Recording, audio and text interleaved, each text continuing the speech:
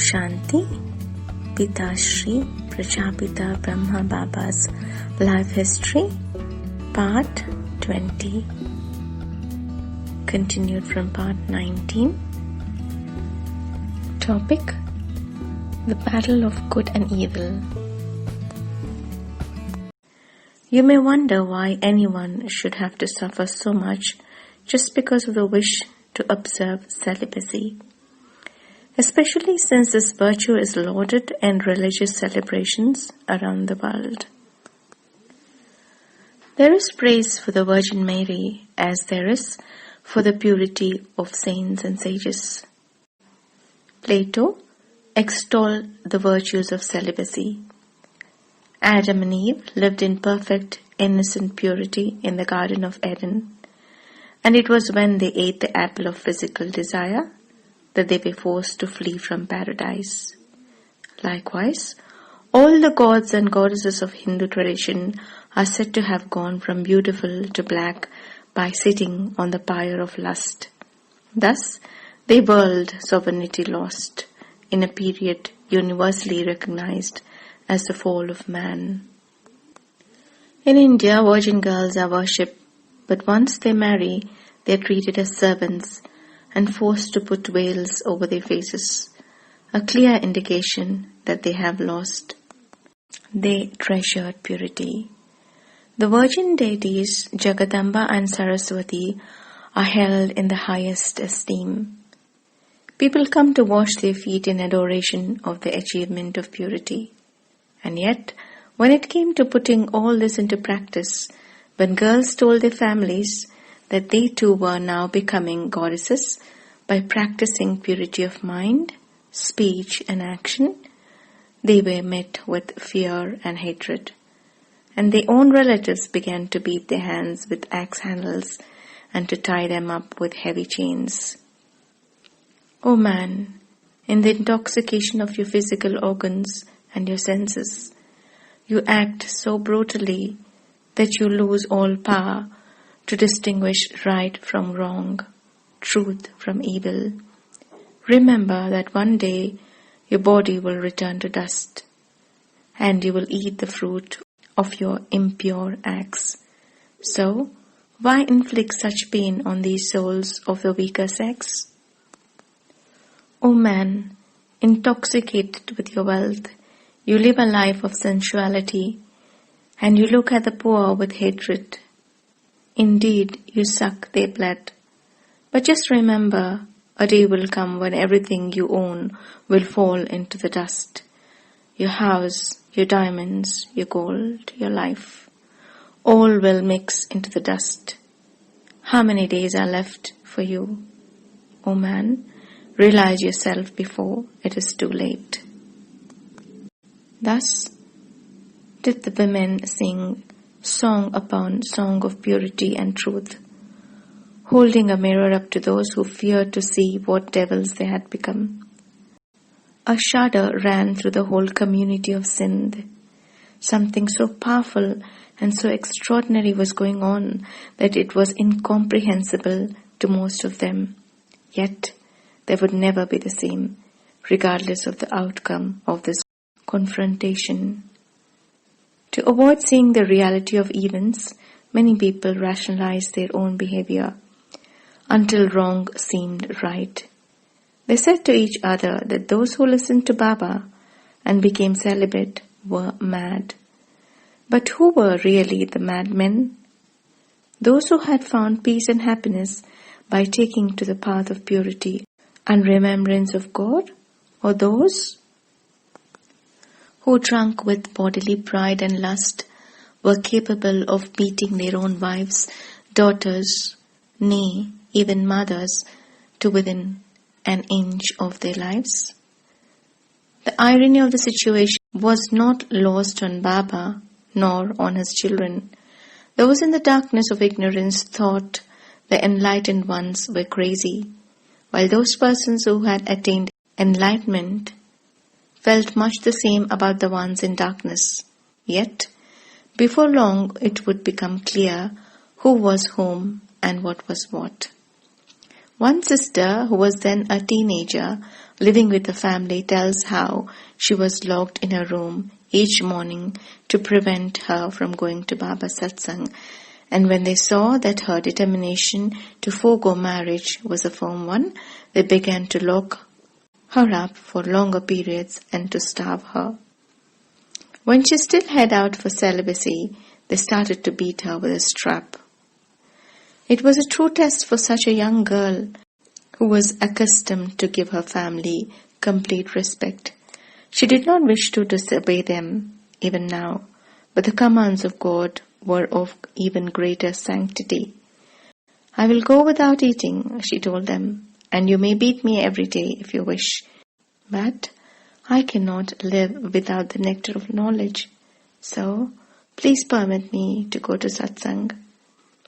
When they saw that the tactics were of no avail, her family called in a magician. He recited incantations over her and forced her to drink enchanted water. But she smiled at him very gently. How can your human magic oppose God's magic? The witch doctor understood that he was defeated, that her love was truly attached to the highest Father, and at last he desisted from his attempts. The parents let up a little, and she tried again to live a normal life at home.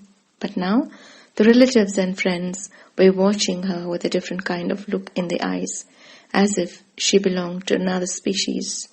In the evenings, she would sit quietly in a corner, enjoying peaceful samadhi, a state of transcendence. But this somehow triggered anger in others. They thought of ways to create difficulties for her every time she sat down to meditate, either by giving her tasks to perform or by harassing her and poking fun at her spiritual efforts. And when she would sit by herself to read the Murli, the flute of knowledge, the outrage knew no bounds. It was as if they construed her study of the godly discourses as a personal attack on them. And so the beatings would begin again. What kind of people are these, she wondered. What kind of world is this? What kind of age? She began to sing. "Oh Maya, you colorful mirage, why do you make people dance? You get them drunk on the pleasures of sense, till the intellect is completely spent. Oh, why do you fill them with anger and lust? Oh Maya, you trap the best of people. You make them forget their own form. You trap them in their costumes and make them forget from where they come. You grind them in the grinding wheel of sorrow." In the Srimad Bhagavat, a popular Indian scriptural work, there are many stories about Prince Krishna, who is there referred to as Lord. Krishna is always depicted as playing a flute. He plays it so beautifully that the gopis, the milkmaids, go mad with love and run away from their homes to be with the Lord. I was remembering then those stories of Krishna, the sister later recalled. I used to read them in my childhood when the gopis fell in love with the Murli, the flute of the Lord. Their families tried to prevent them from running away to be with the flute player.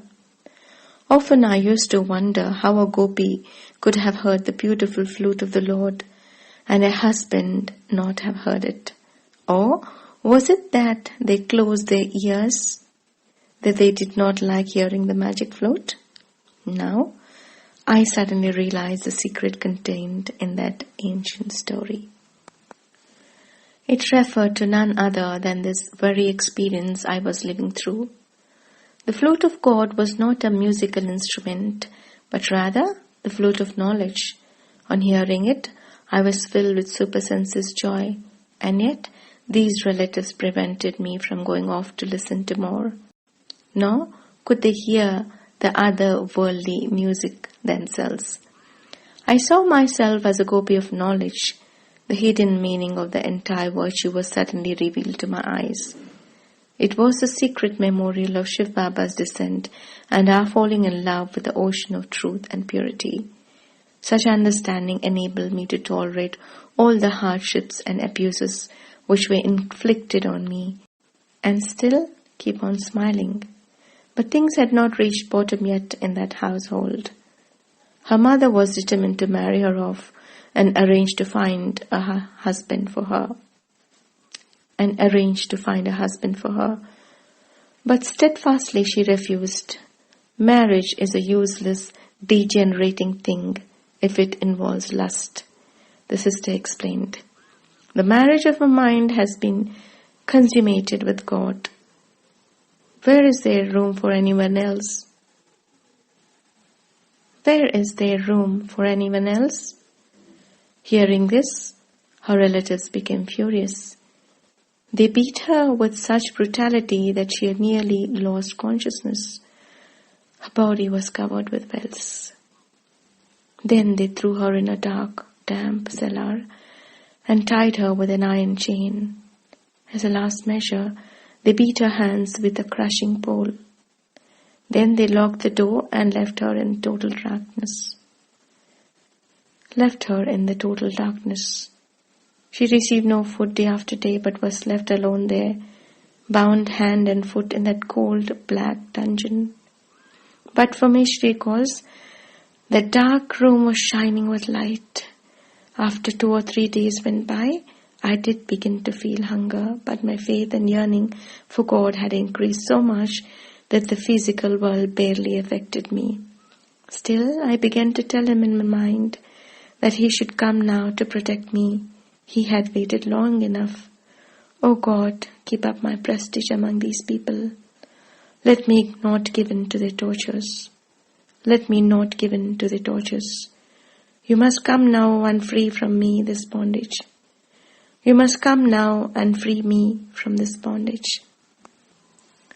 Then I began to experience complete separation of myself from my body. I left that dark room entirely and was transformed to another time. Sri Krishna stood before me. He was playing his famous flute, and the music was excruciatingly beautiful.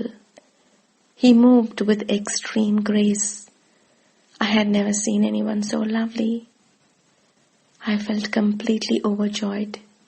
And then Krishna spoke to me in a soft, sweet voice. Now, your bondage will break very soon.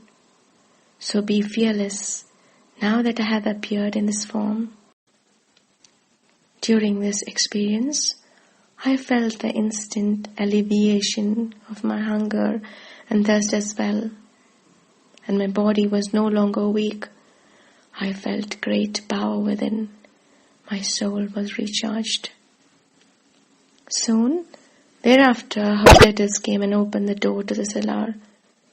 They had incarcerated her there for 3 days, and they were certain that the physically frail young girl would be willing to agree to marriage or anything else in order to be released and fed. They came down the dark steps with the flashlights and shined them in her face. Now, tell us what you have decided. The father spoke.